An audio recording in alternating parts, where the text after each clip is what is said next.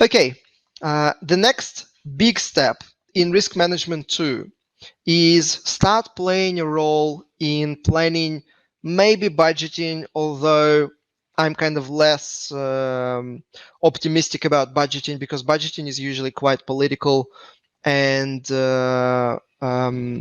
interpersonal. Like it's not really process driven, it's more personality driven. So I wouldn't necessarily touch budgeting if it wasn't like a very clear cut simple process. I would stick with planning, like business planning or forecasting. And so there's a big chunk of work that risk managers can do. And this is quite a lengthy project, so take your time. First is replacing all of the assumptions from point estimates to ranges, replacing some of the scenarios that the finance or strategic team usually runs with more sophisticated kind of correlated modeling. We have sessions on how to do this at the Risk Awareness Week. So you don't have to recreate the wheel. And this is, again, a very important message. Everything that I'm talking about here is not new or innovative in any way. Most of the techniques used that I am talking about here have been created 70 or 100. Some of the methodologies have been created like 500 years ago. All of this is very, very old and basic for a quantitative person. If you think that this feels somehow new or not very clear or complex, it just means that you haven't done it before and you don't have experience. You're probably not a quant. Anybody with a quantitative risk analysis can kind of for them that's like easy. The first thing they can do for breakfast. It's just the easiest thing they can think of. So you don't have to struggle. You just have to find the person who's done it and then replicate their approach.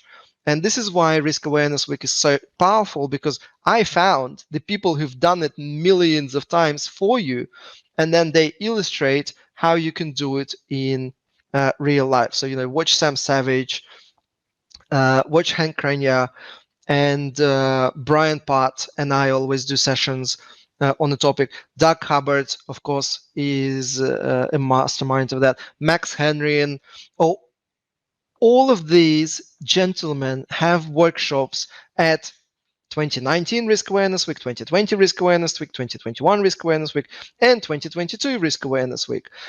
Start with 2022 and then just scale back to the older sessions because they're just as relevant as they were before.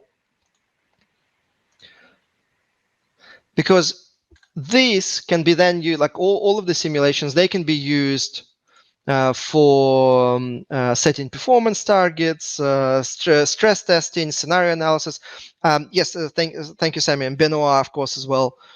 He's very much illustrating every year how to use quantitative risk analysis to improve your planning and forecasting. And his last session is how to survive a zombie apocalypse. Is, of course, a joking theme, but a very real methodology behind it. And it just basically says, well, if you need to plan for a new volatile environment, well, how would you do it using risk analysis? And he actually illustrates literally step by step, actually showing even some of his coding on how he does it. So next big chunk of work within risk management too is start integrating elements of quantitative risk analysis into various planning practices. Then, once we kind of understand and we've chosen our priorities in risk management too, and we understand where we want to go, for example, we want to save some money on insurance, we want to change how procurement team does accreditation for new vendors, or how they get vendor selection and invitation for the tenders, or we chosen equipment maintenance as our priority area, or we just want to take a business plan and make it better. By the way, Hans Liso literally did a workshop on how to use your risk register to improve your business plan.